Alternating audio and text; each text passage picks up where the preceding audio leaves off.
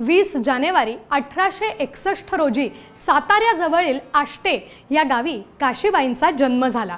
त्यांच्या दोन्ही भावांना शिकवायला शिक्षक घरी येत असत।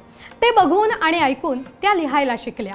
त्या काळात स्त्री शिक्षणाला विरोध असला तरी त्यांचे वडील कृष्णराव बापट यांनी काशीबाईंना प्रोत्साहन दिलं। काशीबाईंचं लग्न वकील गोविंदराव कानिटकरांशी झालं।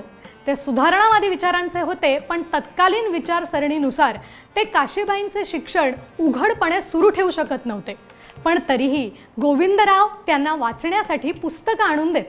मग तांदूळ डाळी निवडत असताना पुस्तक पाठीखाली ठेवून त्या वाचत असत। घरात इतर कोणी असेल तर त्यांना कळू नये म्हणून एखाद्या खोलीत एकटं बसून काशीबाई वाचनाचं काम करत असत।